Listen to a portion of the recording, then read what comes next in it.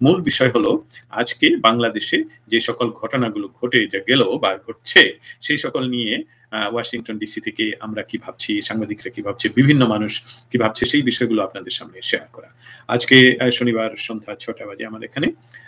তা কিছু আজকে সকাল থেকে যে বিষয়টা সকলের মন খারাপের চরম পর্যায়ে পৌঁছে গেছে সেই বিষয়টা হলো মুরাদনগর। মুরাদনগরের ঘটনা নিয়ে একজন প্রাক্তন কূটনীতিবিদ উনি ইতিমধ্যে অনেকগুলো পোস্ট করেছেন। সেই পোস্টের একটি পোস্টে উনি লিখেছেন মুরাদনগর নিয়ে আবারও লিখতে হচ্ছে। বাংলাদেশে ধর্ষণ নতুন কিছু নয়, কিন্তু এমন জানোয়ারের মতো এত নিষ্ঠুর আচরণ আগে কখনো দেখিনি। জঙ্গি ইউনূস ও তার জঙ্গিরা কি বানিয়ে ফেলল দেশটাকে। আপনারা সবাই এই নারকীয় তাণ্ডব ইউরোপ আমেরিকার ঘরে ঘরে তুলে ধরুন প্লিজ।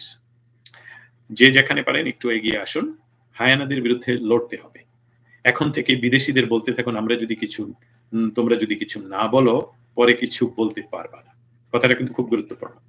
এখন যদি পৃথিবীর পরাশক্তিগুলো আমাদের সহায়তায় না আসে তাহলে বাংলাদেশের মানুষ যদি তার দেশকে ফিরিয়ে আনার জন্য নতুন কিছু চিন্তা করে তখন কিছু বলতে পারবে না। এদেশ মুক্তিযুদ্ধের মাধ্যমে স্বাধীন করা দেশ। এই কথাটা আমাদের মনে রাখতে হবে। মহোদয়, আমার জন্ম ৩৫ বছরের উপরে হয়ে যাবে। এরকম কলঙ্কিত দিন দেখতে পাইনি, কিন্তু ইউনূসের আমলে এই অবস্থা আমরা দেখেছি। শেখ হাসিনা হাজার গুণে ভালো ছিল। শেখ হাসিনা হাজার গুণে ভালো ছিল যেরকম একটি সত্য কথা, কিন্তু ডক্টর ইউনূসের এই আমলে বাংলাদেশকে একটি সাজানো গুছানো বাংলাদেশকে যে একেবারে ধ্বংসের দ্বার প্রান্তে নিয়ে যায়, দ্বার প্রান্তে বলবো একটির মধ্যে ধ্বংসপ্রাপ্ত সেটাই বলবো। কিন্তু সেই সাথে যে কথাটা এখন আরো বলতে চাই সেটা আপনারা জানেন যে এই মুরাদনগরের ঘটনার সাথে সাথে আরো একটি ঘটনা ঘটেছে। সেটা কোথায় ঘটলো? সেটা ঘটলো লালমনিরহাটে। তারাও হিন্দু এবং নাপিত নরসুন্দর পিতা এবং পুত্রকে চুল কাটার পর টাকা না দেওয়ার জন্য অনর্থকই ধর্মীয় অনুভূতিতে আঘাতের কথা তুলে তাদেরকে প্রথম মারা হয় এবং তারপর তাদেরকে পুলিশের হাতে তুলে দেওয়া হয় এবং সেই পুলিশও খুব মজা করে তাদেরকে গ্রেফতার করে জেলে পাঠিয়ে দেয়। এখন পর্যন্ত বোধহয় জামিন হয়নি। সেটা সেই ঘটনা আপনারা ইতিমধ্যে জানেন এবং দয়া করে মতামত না বলে স্টেট ডিপার্টমেন্ট মাহফুজ আলম, আপনাকে একটা কথা বলি, আপনি মনে হয় অনেক ভালো বুঝেন। আমি এখন লাইভ করছি, আমি তখন স্টেট ডিপার্টমেন্টে নই এবং এটা শনিবার। এখানে স্টেট ডিপার্টমেন্ট কি বলছে সেই বিষয়টার জন্য আপনি স্টেট ডিপার্টমেন্টের ওয়েবসাইটে যেতে পারেন এবং সেখানে গিয়ে আপনি দেখতে পারেন তারা কি বলছে। আমার কথাগুলো আপনার যদি শুনতে অসুবিধা হয় তাহলে দয়া করে আপনি আমার এই লাইভ থেকে চলে যেতে পারেন, এতে কোনোই অসুবিধা নেই। দয়া করে আমার মতামতই আমি বলবো, কারণ এই মতামতগুলো আমি তৈরি করি, আমি সব জায়গায় উপস্থিত থাকি এবং সেখান থেকে শুধু তৈরি করে নিয়ে আসি। অতএব আপনি আমাকে যে বিষয়টা নির্দেশ করবেন সেরকম হবে না। তো ধন্যবাদ আজিম আলী, আপনাকে আপনার অধৈর্য হলে আপনি চলে যেতে পারেন, এতে কোনো অসুবিধা নেই। এখানে দ্বিতীয় ঘটনার কথা বললাম, arrest of Hindu barbers over false blasphemy claim in Lalmonirhat, এটা আপনি জানেন। তারপরের ঘটনা হলো যে ঢাকায় দুর্গা টেম্পল, খিলক্ষেতের দুর্গা টেম্পলকে ভেঙে দেওয়া হয়। এই তিনটি ঘটনা ঘটলো গত প্রায় ৩-৪ দিনের ভেতরে, যদি ভুল না করে থাকি। এই ৩-৪ দিনের ভেতরে এই তিনটি ঘটনা, আমি অহংকারী নই মাহফুজ আলম, আমি অহংকারের কথা বলছি না। আপনি আমাকে নির্দেশ করছেন আমি কি বলবো না বলবো, আমি আমার মতামত বলবো। অসংখ্য ধন্যবাদ মাহফুজ আলম, আপনি চলে গেলেই আমার জন্য ভালো হবে, কারণ আমি অহংকারী নই। আমি আমার মতন আমি যা নিয়ে আসছি বলার জন্য সেটা দয়া করে যদি শুনুন, আর আমাকে কি বলার জন্য জোর করবেন সেটা তো নয়। আমি আওয়ামী লীগের পক্ষে কাজ করি কি করি না সেটা বিষয় নয়। বিষয়টা হলো আমি বাংলাদেশের পক্ষে কাজ করি, বাংলাদেশের প্রতিটি মানুষের পক্ষে এবং আপনারও পক্ষে। কারণ যে মবের সৃষ্টি হচ্ছে সেটা কিন্তু আপনাকেও আঘাত করবে, আপনার পরিবারকে আঘাত করবে। মাহফুজ আলমকে বলছি, আপনার পারিবারিক ভাবে আপনার হয় আপনার ভাই বোন পাড়া প্রতিবেশী দেখবেন কেউ না কেউ আক্রমণ হবে। অতএব কথাগুলো ধন্যবাদ আপনাকে, এবং আপনার জন্য বলছি যে আজকে উইকেন্ডে স্টেট ডিপার্টমেন্টের ব্রিফিং থাকে না, তারা কি বলছে সেটা তো আমারও জানা নেই, আপনারও জানা নেই। ধন্যবাদ। আমি আমার মূল কথাগুলো বলতে চাচ্ছি, যে সেগুলো হয়তো আপনি শুনলে আর একটু ভালো লাগবে বা বুঝতে পারবেন যে বাংলাদেশে যে ঘটনাগুলো ঘটছে সেই ঘটনাগুলো ঘটলো যে অনেকগুলো ঘটনা ঘটে, তার ব্যাপারে গত ৩-৪-৫ দিনের যে ঘটনাগুলো ঘটলো সেটার মধ্যে সবচেয়ে মারাত্মক হলো ৩টি ঘটনাই যুক্ত হলো বাংলাদেশের নাগরিক, কিন্তু তারা হিন্দু। রেপ করা হলো, ভিডিও করা হলো এবং সেটাকে তুলে ধরা হলো সামাজিক মাধ্যমে। দুর্গা টেম্পল বলা হচ্ছে সরকারি জায়গায়। বাংলাদেশে বহু অন্যান্য ধর্মের বহু মন্দির, মসজিদ বা আরো অন্যান্য কিছু রয়েছে যেগুলো সরকারি জায়গায়। নিশ্চয়ই সরকারি জায়গার পুনরুদ্ধার করার জন্য একটা প্রসিডিউর আছে। সেই প্রসিডিউরটা সে মন্দির এবং মসজিদের যারা তদারকি করেন তাদেরকে নিয়ম মাফিক নোটিশ দেওয়া প্রয়োজন। এবং সেইটার ভেতরে যে ইয়েতে দুর্গা টেম্পলের ভিতরে যে মূর্তিগুলো ছিল সেসবগুলো ধর্মপ্রাণ হিন্দু সমাজের তাদের খুব আত্মার সম্পর্ক ওদের সাথে, এবং সেসবগুলো বুলডোজার দিয়ে ভেঙে ফেলা এবং লাইভে দেখানো এটা কিন্তু তাদের অনেক কষ্ট দিয়েছে, মারাত্মক কষ্ট দিয়েছে। এটা কি বলা হয় ধর্মীয় অনুভূতিতে আঘাত, এবং রাষ্ট্রীয় পৃষ্ঠপোষকতায় এই ধর্মীয় অনুভূতির উপর আঘাত হানা হয়েছে। এবং সেই কথাটাই আমি বলছি যে এই ধর্মীয় আঘাত যেহেতু আনা হয়েছে এই তিনটি বিষয়েই, এবং এটা নিয়ে এখন বিশ্বব্যাপী আপনাদের সকলের কাছে জানিয়ে রাখি যে আজকে এই মুহূর্তে জুনের 28 তারিখ আজকে নিউ ইয়র্ক সিটিতে লোকেশন ডাইভার্সিটি প্লাজা জ্যাকসন হাইটসে এক বিরাট প্রতিবাদ সভা অনুষ্ঠিত হতে যাচ্ছে। এদের মধ্যে সামাজিক মাধ্যমে এটা তীব্র ঝড় উঠেছে এই ঘটনাগুলো পরস্পর ঘটে যাওয়ায়। মুরাদনগরের ঘটনায় ডক্টর ইউনূস এবং তারেক রহমানের বক্তব্য জানতে চাই, আমার শুধু এইটুকুই চাওয়া। এটা বলেছেন সিনিয়র সাংবাদিক, যে কানাডা প্রবাসী সিনিয়র সাংবাদিক স্বাগত আলী সাগর। তিনি তার সামাজিক মাধ্যমে এই কথা বলেছেন। অর্থাৎ বিশ্বব্যাপী সমস্ত বাঙালিদের মাঝে এই বিষয়গুলো ছড়িয়ে আছে, ছিটিয়ে আছে, যেখান থেকে আমরা দেখতে পাচ্ছি যে বাংলাদেশের সরকারের এই অন্তর্বর্তীকালীন সরকারের সময়ে এই ঘটনাগুলো দ্রুততম সময়ের ভিতরে ঘটে যাচ্ছে। কিছুক্ষণ আগে, ঘন্টা দুয়েক আগে, পটুয়াখালীর রাঙ্গাবালিতে ছাত্রলীগ নেতা কামাল গাজীর স্ত্রীকে তাদের বাড়িতে এসে রাতের অন্ধকারে হাত পা বেঁধে তুলে নিয়ে যাওয়া হচ্ছিল তখন সেখানকার ভিডিও আমাকে পাঠানো হয়েছে। আমি ইচ্ছে করলে এই ভিডিওটা এখানে সম্প্রচার করতে পারতাম, কিন্তু সেই ভিডিওটা সম্প্রচার না করে যে কাজটা করছি আপনাদের সাথে আমার মতামতটুকু শেয়ার করছি। সেটা হলো যে পটুয়াখালী জেলার রাঙ্গাবালিতে ছাত্রলীগ নেতা কামাল গাজীর স্ত্রীকে তাদের বাড়ি থেকে এভাবেই রাতের আঁধারে হাত পা তুলে বেঁধে নেওয়া হচ্ছে। ছাত্রলীগ নেতা কালাম গাজী 5ই অগস্ট পরবর্তীতে মামলা এবং হামলার কারণে বাড়িতে আজও পর্যন্ত ফিরতে পারেনি। আজিম আলী, আপনি কি আগামীতে সরকারের পদত্যাগ দেখেন কিনা? এটার সময় সাপেক্ষে বলা যাবে যে সরকারের পদত্যাগ, এই সরকার তো আসলে ইন্টারিম গভর্নমেন্ট, এবং ইন্টারিম গভর্নমেন্ট তারা বলছে এটা কিন্তু সাংবিধানিক কোনো সরকার নয়। বাংলাদেশের সংবিধান অনুসারে এই সরকারের কোনো ধরনের অস্তিত্ব নেই। অতএব এই সরকারের উচিত ছিল 90 দিনের ভিতরেই নির্বাচন দিয়ে সরে পড়া, তাহলে হয়তোবা তাদের যে সরকার আসতো, নির্বাচিত সরকার, সেই সরকার তাদেরকে সেফ এক্সিট হয়তো দিতে পারতো। কিন্তু এই মুহূর্তে এটা পরবর্তী সরকারের উপর নির্ভর করবে, নির্বাচিত সরকারের উপর তারা কি করবে না করবে। আমি ফিরে আসি আমার আলাপে। পটুয়াখালীর রাঙ্গাবালির কথা বললাম। সেখানে যারা আমার সাথে কথা বলছিলেন তাদের সাথে যখন কথা আমি বলেছিলাম যে আপনারা গ্রামবাসীরা নেমে আসুন এবং গ্রামবাসীরা ধরুন যে এই অত্যাচার আপনারা সহ্য করবেন না। কিন্তু সেখান থেকে বলা হলো, সেই স্থানটুকু বলে দিচ্ছি, পটুয়াখালী জেলা রাঙ্গাবালী উপজেলা মৌডুবি ইউনিয়নের 9 নং ওয়ার্ডে বাংলাদেশ সময় রাত 1টা এই ঘটনা ঘটে। তারা সেখান থেকে আমাকে জানায় যে মানুষের ভেতরে এমন একটা ভয় ঢুকেছে যে কোনো প্রতিবাদ করলেই তার উপরেই বিপদ হবে। তার মাঝে প্রশাসন সম্পূর্ণ নিশ্চুপ, মানুষ বিপদে পড়লে কোথায় যাবে। এই যে অবস্থা বাংলাদেশের, মানুষের মনের ভিতরে একটা বিরাট ভয় ঢুকে গেছে, যে ভয় যে এই বাংলাদেশে এখন হিন্দুদের উপর অত্যাচার, রেপ, মন্দির ভাঙ্গা, আওয়ামী লীগ ট্যাগ দিয়ে তাদের স্ত্রীকে উঠিয়ে নিয়ে যাওয়া পটুয়াখালী রাঙ্গাবালি থেকে, এই সকল এখন প্রতিদিনের ঘটনা। এবং মানুষের মনের ভিতরে তীব্র ভয় যে প্রতিবাদ করলেই তার উপর বিপদ হবে, কারণ প্রশাসন সম্পূর্ণ নিশ্চুপ।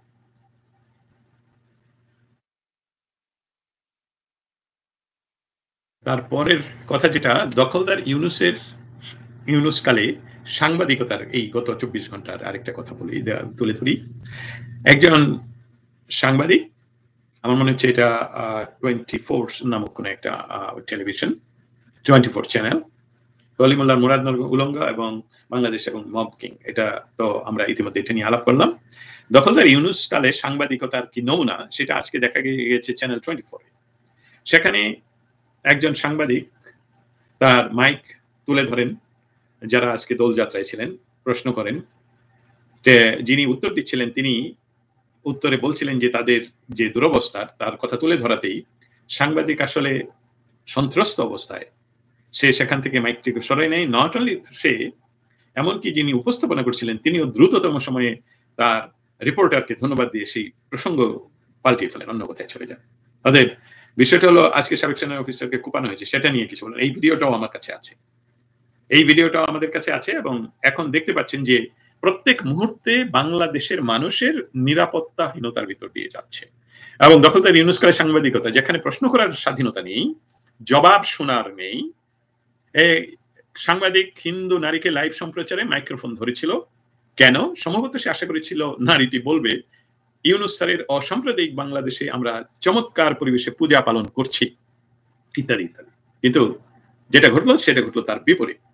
যেই মুহূর্তে নারীটি একটু ভিন্ন সুরে কথা বলা শুরু করলো, অর্থাৎ ইউনুস গংদের সাজানো চিত্রের বাইরে কোনো বাস্তবতা ফুটে উঠতে শুরু করলো, সঙ্গে সঙ্গে সেই সাংবাদিক তড়িঘড়ি করে মাইক টেনে নিল। এই ঘটনার সময় রিপোর্টার শুধু নয়, সঞ্চালকও ভয়ে কম্পমান ছিলেন। কেহই সাহস করে কথা চালিয়ে যেতে সাহস করেননি। এই হলো যদি হয় অবস্থা বাংলাদেশের। বিশ্বের সবচেয়ে গণমাধ্যম বান্ধব শাসক বলেছেন, যাকে সকলে এখন ডাস্টবিন শফিক হিসেবে বলে, সে বলছে বিশ্বের সবচেয়ে গণমাধ্যম বান্ধব শাসক হলো ডক্টর ইউনুস, এবং দাবি অনুযায়ী বাংলাদেশে নাকি এখন সবচেয়ে বেশি মিডিয়া ফ্রিডম চালু আছে। এই ছিল মিডিয়া ফ্রিডমের নমুনা, যে নারীকে প্রশ্ন করাতে সে যখন এই সরকারের আমলে তাদের উপর যে কি অত্যাচার হচ্ছে সেসবগুলো নিয়ে উনি কথা বলা শুরু করলেন, তখনই মাইক্রোফোন বন্ধ করে দেওয়া হলো বা মাইকটা সরিয়ে নেওয়া হলো, এবং সেই সাথে সঞ্চালক এবং রিপোর্টার দুইজনই ভয়ে কম্পমান ছিলেন। কারণ আমাদের কাছে বহু উদাহরণ আছে যে তাদের এই ভুলের জন্য যে তারা এই সরকারের সমালোচনা কেউ করলো অনলাইনে বা টেলিভিশনে, তাদের চাকরি চলে যেতে পারে। বাংলাদেশের ভিতরে যেটা মিডিয়ার সামনে ভেসে উঠলো ভুল করে, আজকে সেটি দেশকে লারে দিয়েছে। আর এরকম 70% ভিডিও যে মানুষের চোখে পড়ে না, ব্যাপারে আপনাদের বক্তব্য কি? নিতাই, ডক্টর নিতাই মনে হয়, NETAY, আপনার কাছে আমার একটা অনুরোধ থাকবে যে দ্য ভয়েস আমেরিকান পত্রিকা যেখানে আমি কাজ করি, আপনারা আপনাদের এই সংবাদগুলো যেসবগুলো বাংলাদেশে প্রকাশিত হয় না সেসবগুলো আমাকে যদি পাঠান, তাহলে আমি সেসবগুলো এখান থেকে সম্প্রচার করব এবং আপনারা বাংলাদেশে মানুষ দেখতে পাবেন যে সংবাদগুলো বিশ্ব মাধ্যমে গণমাধ্যমে উঠছে।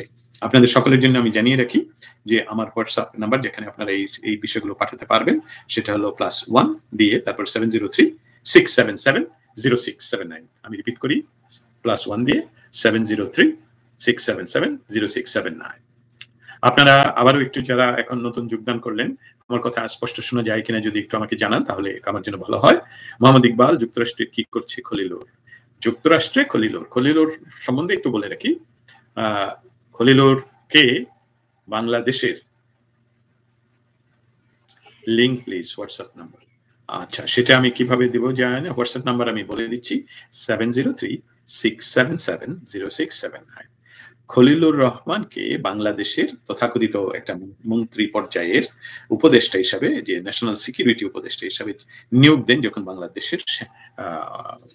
বাংলাদেশের সশস্ত্র বাহিনীর প্রধান, আমি বলছি সেনাবাহিনীর প্রধান, যখন রাশিয়াতে ছিলেন। এবং সে যোগদান করেই প্রথম তার এজেন্ডা ছিল বর্তমান সেনাপ্রধান ওয়াকারকে সরিয়ে সেখানে ইউনুসের অথবা জামায়াতে ইসলামের পক্ষে কাজ করে এরকম কোন একজনকে সেখানে নিয়োগ দেয়। সেটা আজও পর্যন্ত সম্ভব হয়নি, কিন্তু হবে না বললে তো আমরা সবকিছুই হচ্ছে যেটা আমরা আশা করি না। কিন্তু সেটা না হওয়াতে সে একটু প্রেসারে আছে আমার যেটা মনে হয়। সেই বাস্তবতা সে হয়তোবা এখন ইউনাইটেড স্টেটসে এসেছেন, পরবর্তী কি করবে না করবে সেসব আলাপ আলোচনা করার জন্য। কার সাথে করবে সেসবগুলো আমরা ভবিষ্যতে নিশ্চয়ই আবার তুলে ধরবো। এই মুহূর্তে মাহফুজ আলম ভাই, তুষার যে নীলাকে আচ্ছা, বাস্তবতা, প্রশ্ন করাও অপরাধ, উত্তর শুনতে চাও আরো বড় অপরাধ। এই ডক্টর ইউনুসের সময় যদি তা ইউনুস সত্যের বাইরে যায়, আবারও বলছি, এই ইউনুস সময়ে বাস্তবতাটা হলো, প্রেস ফ্রিডমের বাস্তবতাটা হলো প্রশ্ন করাও অপরাধ, উত্তর শুনতে চেয়া তার চেয়ে বড় অপরাধ যদি তা ইউনুস সত্যের বাইরে যায়। চ্যানেল 24 এটা হয়েছে। আজকে আমি এই অসময়ে আপনাদের জন্য অসময়, আমার জন্য অসময়, এই অসময়ে আপনাদের সামনে লাইভে হাজির হয়েছি। কারণ দ্রুততম সময়ে বাংলাদেশে বিভিন্ন ঘটনা ঘটে যাচ্ছে, যেটা আপনারা দেখতে পাচ্ছেন। আপনারা বাংলাদেশের অনিরাপদ আছেন। আপনাদের বাড়িঘর ভেঙে দেওয়া হচ্ছে। আপনার ঘরে আপনাদের মা-বোনদের ইজ্জত লুণ্ঠন করা হচ্ছে। হাত-পা কুপিয়ে কেটে ফেলা হচ্ছে। মানুষকে পুড়িয়ে মারা হচ্ছে। আজিম আলী, পাকিস্তানি সেনাপ্রধান ট্রাম্পকে নিয়ে কিছু বলেন। আপনারা সেটা আমি চেষ্টা করব সেখানে আসার জন্য। তার আগে যে বিষয়গুলো নিয়ে আজকে এখন এসেছিলাম কথা বলার জন্য, সেখানে আরো কিছু কথা বাকি থাকলো, সেসবগুলো আরেকটু বলে রাখি। বাংলাদেশের বর্তমান যে সরকার অসাংবিধানিক সরকার, বাংলাদেশের সংবিধানে এরকম এই সরকারের কোনো অস্তিত্ব নেই। সেই সরকার নিজেই, সরকারের প্রধান ডক্টর ইউনূস নিউ ইয়র্কে উনি স্বীকার করে গিয়েছেন যে এটা মেটিকুলাসলি ডিজাইন করে তারা ক্ষমতায় এসেছে, এবং সেখানে অনেক মানুষকে তারা এমন ভাবে ব্ল্যাকমেইল করতে পেরেছেন যে তারা বাংলাদেশকে পাল্টিয়ে দেবে, একটা ইউরোপ বানিয়ে দেবে, আমেরিকা থেকে হাজার হাজার কোটি কোটি বিলিয়ন্স ডলার আসবে। মাহফুজ আলম ভাই, আমি 10 মাস বাসার বাহিরে, খাওয়া ঘুম নেই। আমি আপনার জন্য দুঃখ প্রকাশ করছি।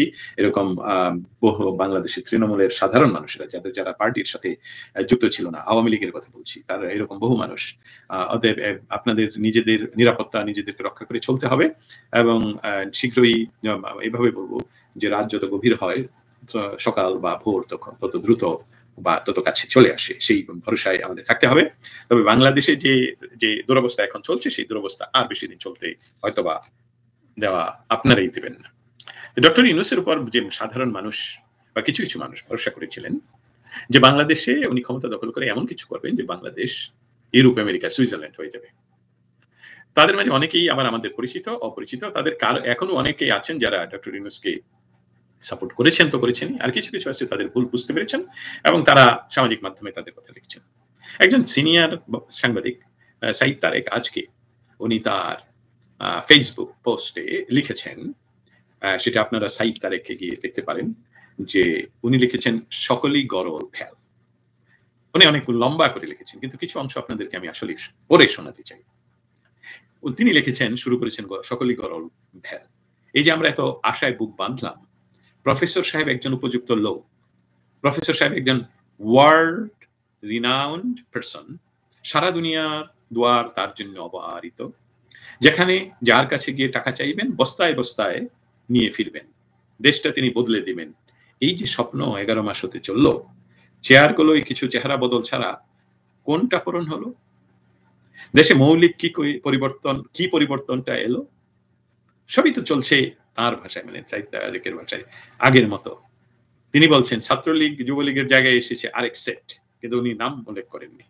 আগের মতোই চাঁদাবাজি, টেন্ডারবাজি, দখলবাজি, নিয়োগ বাণিজ্য, পোস্টিং বাণিজ্য, বদলি বাণিজ্য, ঘুষ দুর্নীতির মহোৎসব চলছে। আগে মহোৎসব চলছে কিনা, ছিল কিনা সেটা বাংলার মানুষ জানে, কিন্তু এখন যে চলছে সেটা কিন্তু উনি স্বীকার করেছেন। এখনো চলছে গ্রেফতার বাণিজ্য, মামলা বাণিজ্য, রিমান্ড বাণিজ্য, জামিন বাণিজ্য, ব্যবসায়ী সিন্ডিকেট গুলো আরো সক্রিয়। আগে জামাত শিবির পেলে পিটিয়ে পুলিশে দেওয়া হতো, এই কথাটা একেবারেই সত্য নয় আমার মনে হয়। কারণ সাইদ তারেক সাহেব অনেক বছর ধরেই বাংলাদেশে থাকেন, এখন উনি আমেরিকাতে থাকেন, যাওয়া আসার মধ্যেই থাকেন। উনি ডক্টর ইউনূসের আগমনে খুশি হয়ে, আমি বলবো যে উনি সমর্থনই করেছিলেন। এখন যে মানুষ আইন হাতে তুলে নিচ্ছে, এটাকে সমর্থন করতে গিয়ে উনি বলেছেন যে আগের মতন এই নাকি এই কাজটা হচ্ছে, এটা আসলেই সত্য নয়। আওয়ামী লীগ জামাতকে নিষিদ্ধ করে দিয়েছিল। নো, আওয়ামী লীগ জামাতকে নিষিদ্ধ করেছিল 3রা অগাস্ট। এখন জামাত আওয়ামী লীগকে নিষিদ্ধ করেছে। আগে বুলি ছিল উন্নয়ন দরকার, উন্নয়ন, এখন শুনি সংস্কার। আগের এটা বুলি নয়, আগের এটা সত্যিই সব উন্নয়ন হয়েছে, এখনটা বুলি। সংস্কার শুনতে পাচ্ছেন, কিন্তু সংস্কার যেসব হচ্ছে সেই সংস্কারগুলোর একটা লিস্ট আমার কাছে আছে, যেটা আমি একটু পরে আপনাদেরকে বলে দেব। আগে বলতো শেখ হাসিনার সরকার বারবার দরকার, এখন বলছে ইউনূস সাহেবের সরকার 5 বছরের দরকার, নির্বাচন ছাড়া। আগেও নির্বাচনের কথা বললে মুখ ঘুরিয়ে ফেলতো, এখনো ও কথা তুললে মুখ শুকিয়ে যায়। শেখ হাসিনার সময় এত শুনলাম, আসিফ নজরুল সাহেব বলছেন 26 লাখ ভারতীয় নাকি বাংলাদেশে কাজ করে, জানা গেল না এদের কয়জনকে ফেরত পাঠানো হয়েছে। জানলাম না ভারতের সাথে সম্পাদিত জাতীয় স্বার্থবিরোধী কয়টা চুক্তি বাতিল করা হয়েছে। উল্টো দেখলাম ভারতই কয়েকটা স্থগিত বা বাতিল করে দিয়েছে। বিদেশে পাচার করা টাকা ফেরত আনা গেছে, খেলাপি ঋণের কয় টাকা ফেরত আনা গেছে, এই সবগুলো সবই সকলই গরল ভেল নামক সাইট তারেক ওনার ফেসবুক পোস্টে লিখেছেন, এবং আপনার ইচ্ছা করলে ওনার ফেসবুকে গিয়ে সেটা দেখতে পারেন যে এই বিষয়গুলো যে যারা যেভাবে ডক্টর ইউনূস এই মানুষগুলোকে এই এমনকি সাংবাদিকদেরকেও তার পক্ষে নিয়েছিলেন, তারা এখন তাদের স্বপ্ন ভঙ্গের কারণ হয়ে দাঁড়িয়েছে। একটু আগে একজন কেউ প্রশ্ন করেছিলেন যে একজন আমেরিকাতে কি করেন, বাংলাদেশের প্রায় সকল জায়গায় তো ডক্টর ইউনূস আমেরিকান নাগরিকদেরকে বসিয়ে রেখেছেন, অতএব কার নাম বলতে কোনটা সেটা গুলিয়ে ফেলবো অনেক সময়। কিন্তু আপনারা জানেন যে আলী রিয়াজ নামক একজন আমেরিকান, তিনি এখন বাংলাদেশে বসে বাংলাদেশ সংস্কারের একটা প্রধান গুরু দায়িত্ব নিয়ে বসে আছেন।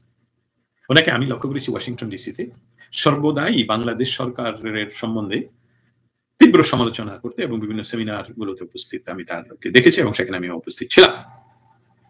এখন তিনি বাংলাদেশে বসে স্বাধীন সার্বভৌম বাংলাদেশের সংবিধানের ৫ম, ৬ষ্ঠ, ৭ম তফসিল বাতিল ঘোষণা করার জন্য আলী রিয়াজ সুপারিশ করেছেন। চলুন প্রথমেই দেখে আসি ৫ম তফসিলটা কি। ৫ম তফসিল হলো বঙ্গবন্ধুর ৭ই মাসের ভাষণ, যেটা ঐতিহাসিক ভাষণ, যে ভাষণকে নিয়ে আপনি সারা জীবন গবেষণা করা হচ্ছে অনেক ইনস্টিটিউটে, এবং এটা বাংলাদেশের মুক্তিকামী বাঙালির জন্য দিক নির্দেশনা ছিল, ঐতিহাসিক ভাষণ। ৬ষ্ঠ তফসিল বঙ্গবন্ধুর ২৬শে মার্চ স্বাধীনতার ঘোষণা। এই আলী রিয়াজ বাংলাদেশের স্বাধীনতার ঘোষণা সংবিধান থেকে মুছে দিতে চান। তারপর ৭ম তফসিল ১০ই এপ্রিল মুজিবনগর সরকার গঠনের বৈধতা। অতএব মুজিবনগর সরকার, যেই সরকারের তত্ত্বাবধানে বা আন্ডারে বাংলাদেশের মুক্তিযুদ্ধ সংগঠিত হয়েছিল, সেই সরকারকে তিনি সেই তফসিলকে উনি সংবিধান থেকে সরিয়ে দিতে চাচ্ছেন ডক্টর আলী রিয়াজ, আমেরিকান নাগরিক, বাংলাদেশে এখন বসে বাংলাদেশের। এখন আমরা সকলেই নিশ্চয়ই বুঝতে পারছি যে সংবিধান সংস্কার কমিশনে ওরা কারা। মালয়েশিয়া ডক্টর ইউনূসের সফর নিয়ে কি বলবেন? বাংলাদেশে যে উগ্রবাদ, যে ইসলামী উগ্রবাদের উন্নয়ন ঘটানো হচ্ছে ডক্টর ইউনূস, সেটা রিফিল করার জন্য উনি যাচ্ছেন মালয়েশিয়ায়। এবং সেটা আরেকটা বিষয় যে বাংলাদেশের একজন অনির্বাচিত সরকার প্রধান প্রতি মাসে অন্ততপক্ষে 2 বার বিদেশ যান, এটা অস্বাভাবিক একটা ঘটনা। এটা বাংলাদেশের জনসাধারণের মানুষের পয়সার উপর একটি বিরাট বিরাট অস্বাভাবিক ঘটনা, এবং এটা থেকে বাংলার মানুষ কখন মুক্তি পাবে সেটা নিয়ে আমাদের কাজ করতে হবে। তাহলে এই যে ৫ম, ৬ষ্ঠ, ৭ম তফসিল ডক্টর আলী রিয়াজ আমাদের ৭২-এর সংবিধান থেকে মুছে দিতে চান, তাহলে আমরা বুঝতে পারছি এই রাজাকারের বাচ্চারা মুক্তিযুদ্ধ, স্বাধীনতার চিহ্ন সংবিধান থেকে মুছে ফেলতে চায়। এরা জামাতের প্রেতাত্মা, এরা একটি স্বাধীনতা বিরোধী চক্র, এরা ৭১ বিরোধী চক্র। এবং সত্যি সত্যি তারা এই ডক্টর ইউনূস ভয়েস অফ আমেরিকার ইন্টারভিউয়ে সাংবাদিক আনিস আহমেদের প্রশ্নের উত্তরে বলেছিলেন, রিসেট বাটন ক্লিক করে দেওয়া হয়েছে, আগের সমস্ত কিছু নাই। এই জন্য তারা সে যেদিন ডক্টর ইউনূস ক্ষমতা শপথ গ্রহণ করলেন, সেই দিনকে নতুন বাংলাদেশ দিবস। নতুন বাংলাদেশ আপনি কপি করলেন তো ডক্টর ইউনূস, আপনি তো কপিকেট। কারণ নতুন বাংলাদেশ এরশাদের, নতুন কিছু চিন্তা করা উচিত ছিল। আপনাকে জাতির পিতা হিসেবে ঘোষণা দিয়ে দিতে পারতেন। তা আবার বলি, এই রাজাকারের বাচ্চারা মুক্তিযুদ্ধ, স্বাধীনতার চিহ্ন সংবিধান থেকে মুছে ফেলতে চায়। এরা জামাতের প্রেতাত্মা, একটি স্বাধীনতা বিরোধী চক্র। এদের প্রতিহত করুন প্রতিনিয়ত। আপনারা কি আমার কথা আসলে শুনতে পাচ্ছেন কিনা আরেকটু জেনে রাখি। আজকে আমার ফেসবুকে আপনারা দেখতে পাবেন যে ৫ অগস্ট সেনাবাহিনীতে থাকা যেসব জামাত হিজবুত তাহরির সদস্যদের মাধ্যমে সামরিক কূ সংগঠিত হয়েছিল, তাদের কয়েকজনকে জামাতের অফিসে ৬ অগস্ট ভিডিওতে সুস্পষ্ট দেখা যাচ্ছে মিষ্টি বিতরণ হচ্ছে, মিষ্টি খাচ্ছে, উচ্ছ্বাস প্রকাশ করছে, বিজয় উল্লাস প্রকাশ করছে। এই ভিডিওগুলো আমরা যেরকম সংগ্রহ করছি আপনাদের সাথেও শেয়ার করছি ফেসবুকে, সামাজিক মাধ্যমে, যাতে করে আপনারা দেখতে পাবেন যে কি করে একটি বিন্যস্ত সাজানো গোছানো বাংলাদেশ, যেখানে আগে ভিক্ষার ঝুলি নিয়ে পৃথিবীর দ্বারে দ্বারে আমরা ঘুরতে যেতে হতো, সেই দেশকে একটি প্রায় স্বনির্ভর দেশে রূপান্তরিত করার হাত থেকে একদম ডেস্ট্রয় করে দেওয়া হচ্ছে।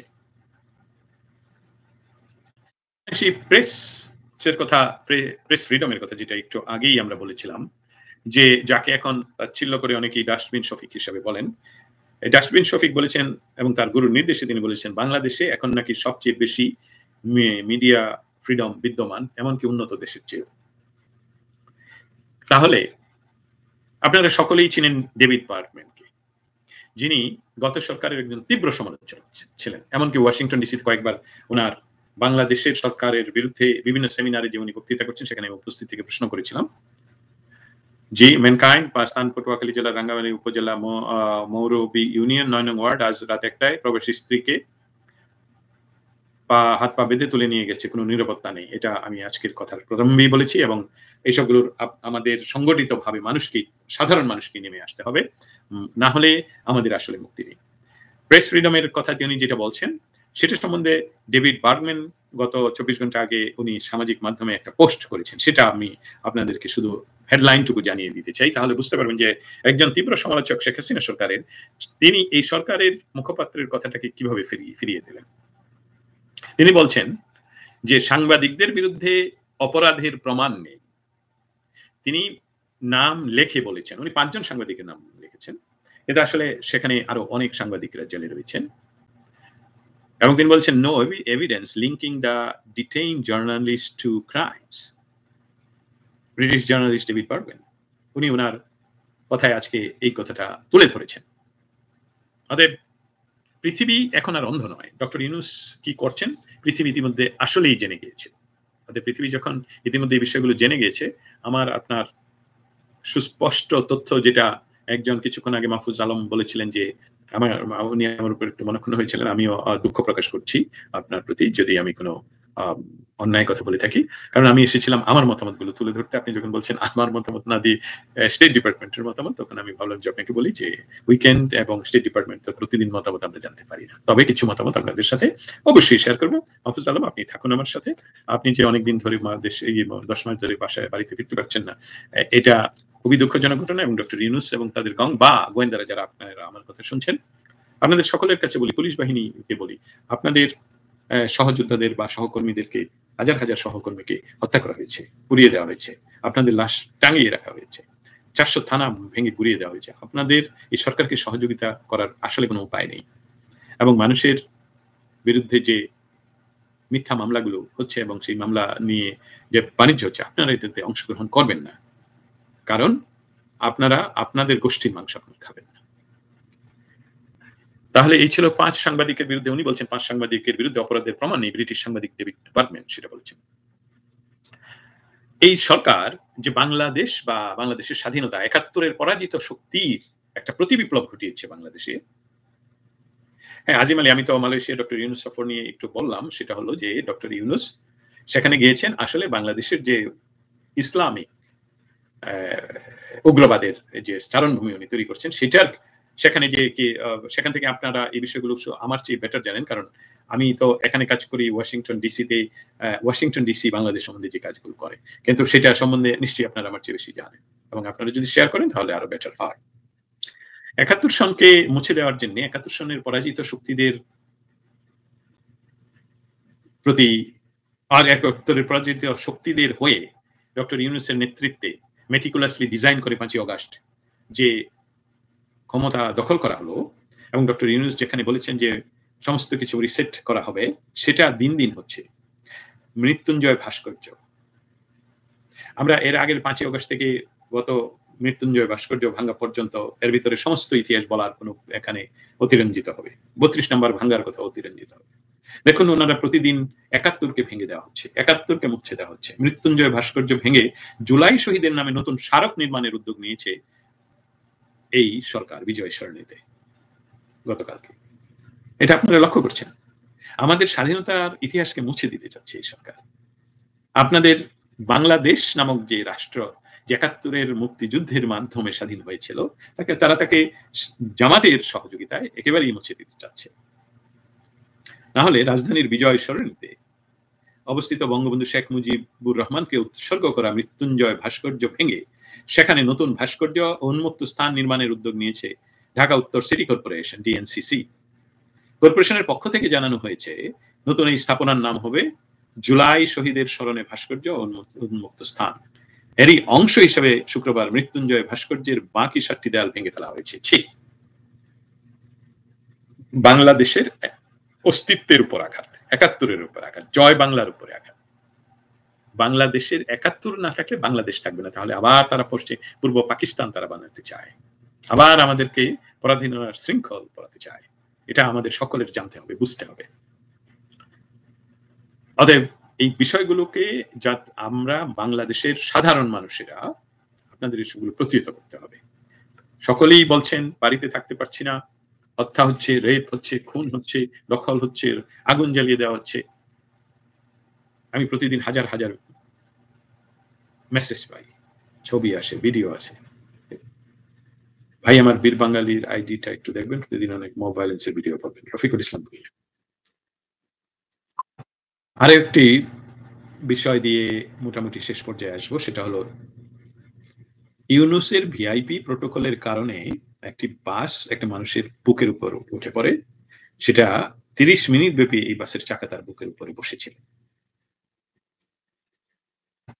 এর চেয়ে ক্রুয়েল আর কি হতে পারে? Due to Yunus VIP protocol and signal halt, the vehicle stood on top of the dead body for 30 minutes.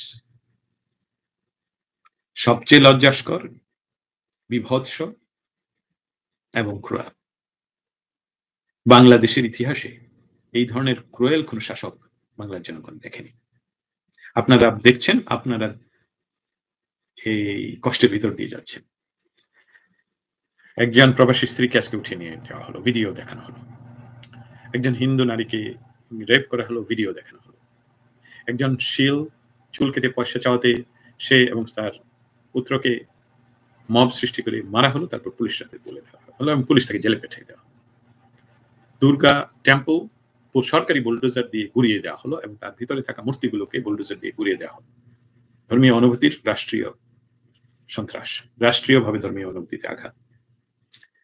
এই বিষয়গুলো এখন প্রতিদিনের বাংলাদেশ। এই প্রতিদিনের বাংলাদেশ যিনি নেতৃত্ব দিচ্ছেন মেটিকুলাসলি ডিজাইন করে, সেই ব্যক্তিটির নাম হলো মোহাম্মদ ইউনূস। তিনি অবৈধ ক্ষমতা দখল করে কি নিজের জন্য করেছেন তার একটি ছোট্ট লিস্ট আমি আপনাদের সামনে তুলে ধরব। অবৈধ ক্ষমতা দখল ইউনূসের প্রকাশ্য দুর্নীতি। 666 কোটি টাকা কর মওকুফ করে দিয়েছেন উনি ওনার ব্যবসা প্রতিষ্ঠানের জন্য, ক্ষমতা নিয়ে দখলের মনে হয় 1 সপ্তাহের ভিতরে। আরো একটি কাজ করেছেন, আগামী 5 বছর গ্রামীণ ব্যাংকের অগ্রিম কর মওকুফ ঘোষণা করেছেন। গ্রামীণের নামে বিকাশ, নগদের মতো ডিজিটাল ওয়ালেট পরিচালনার লাইসেন্স উনি নিয়েছেন। তিনি গ্রামীণ বিশ্ববিদ্যালয় নামে একটি বিশ্ববিদ্যালয়ের চালুর অনুমোদন নিয়েছেন। সরকারি ক্ষুদ্র ঋণ তহবিলের 700 কোটি টাকা গ্রামীণের নামে হস্তান্তর করেছেন। 700 কোটি টাকা গ্রামীণের নামে 999 সরকারি জরুরি পরিষেবা পরিচালনার কার্যাদেশ গ্রহণ করেছেন। লাভজনক হওয়া সত্ত্বেও চট্টগ্রাম বন্দর কোনো প্রকার টেন্ডার ছাড়াই বিদেশি একটি নির্দিষ্ট কোম্পানিকে দেওয়ার ষড়যন্ত্র না, উনি লাইভে বলেছেন যে যারা বাধা দিবে তাদেরকে যাতে বোঝানো হয় যেটা দিয়ে দিতে হবে। রোহিঙ্গা সমাধান ব্যতীতই আরাকান আর্মিকে ত্রাণ সহায়তা দেওয়ার জন্য করিডোর দেওয়ার চেষ্টা করছেন। এরকম বলতে থাকলে আমি সারাদিন বলতে পারবো। আপনাদের কাছে আমি একটা প্রশ্ন রেখে চাই, গত 10 মাসে উনি কি সংস্কার করেছেন? একটি উদাহরণ যদি আপনারা তুলে ধরেন, 10 মাসে একটি সংস্কার। আমরা যেটা বলি সংস্কার হলো একটা চলমান প্রক্রিয়া, এটা হলো রাজনৈতিক বিষয় এবং রাজনীতিবিদরা ক্ষমতায় থাকবেন এবং তারা এই সংস্কার কাজ পরিচালনা করবেন। বাংলাদেশে ঘটে যাওয়া এই ঘটনাগুলোর বিরুদ্ধে আজকে এখন নিউ ইয়র্ক সিটিতে human chain and protest rally হচ্ছে। চিন্ময় প্রভুকে 10 মাসের উপর ধরে জেলে রাখা হয়েছে বিনা বিচারে, এবং যে পিতা এবং পুত্রকে লালমনিরহাটে নরসুন্দর বা নাপিত তাদেরকে যে জেলে পুরে রাখা হয়েছে মিথ্যা মত তৈরি করে, এবং brutal rape of Hindu women in Muradnagar, তারা যে কথাগুলো বলছে, we demand justice not any silence, তার সাথে আমি একাত্মতা প্রকাশ করছি এবং আশা করছি সেখান থেকেও লাইভে আমি হয়তো বা কাউকে সংযোগ করতে চেষ্টা করব। এবং ঢাকাতে গতকালকে যেটা ঘটলো আপনারা জানেন যে দুর্গা টেম্পল খিলক্ষেতে ভেঙে দেওয়া হয়েছে। অফিসিয়াল অথরিটি বলছে ইলিগাল ল্যান্ড ইউজ। সাথে সাথে ইন্ডিয়া স্ট্রংলি কন্ডেম করলো এই অ্যাকশনকে এবং বাংলাদেশ সরকার ইন্টারিম সরকারকে রিকোয়েস্ট করেছেন যাতে আপহোল্ড করেন রিলিজিয়াস রাইটস অফ মাইনরিটিস। যে ইম্প্যাক্টটা সেটা হলো যে বাংলাদেশের ভাবমূর্তি বিশ্বের দরবারে খুব নেগেটিভলি উপস্থাপিত হচ্ছে যে আমরা মাইনরিটিসদের উপর অত্যাচার করি। আর যেটা বাস্তবতা সেটা হলো বাংলাদেশে এই মুহূর্তে কোনো গণতন্ত্র নেই, বাংলাদেশের মানুষের মৌলিক অধিকার নেই, বাংলাদেশের মানুষ কথা বলার অধিকার নেই, বাংলাদেশে কোনো প্রেস ফ্রিডম নেই, বাংলাদেশের মানুষের ব্যবসা করার অধিকার নেই। এই সমস্ত কিছু থেকে বের হয়ে আসতে হলে আমাদের দুর্বার আন্দোলন গড়ে তোলা ছাড়া আর কিছু উপায় আছে বলে আমার এই মুহূর্তে জানা নেই। তবে যে কথাটি বলা জন্য বলে আমি শেষ করবো সেটা হলো, yes, state department, white house প্রতিদিনই বাংলাদেশের এই বিষয়গুলো আমার মাধ্যমে তারা জানেন এবং আমরা চেষ্টা করি উত্তর জানার জন্য এবং সেই উত্তরগুলো আপনাদের সামনে তুলে ধরা। তাহলে আজকে এ পর্যন্তই। এইক্ষণ আমি আপনাদের কাছ থেকে বিদায় নিব। আমি চেষ্টা করব নিউ ইয়র্কে যে অনুষ্ঠান হচ্ছে বা যে প্রতিবাদ সভা হচ্ছে সেখান থেকে কাউকে লাইভে কিছুক্ষণ পর সংযুক্ত করা যায় কিনা। সবাই ভালো থাকবেন। আমার এই লাইভটুকু আপনারা যদি আপনাদের সামাজিক মাধ্যমে শেয়ার করে দেন তাহলে সবাই জানতে পারবে আমার কাছ থেকে কি সর্বশেষ তথ্যগুলো নিয়ে আলাপ করলাম। সকলেই ভালো থাকবেন। ধন্যবাদ।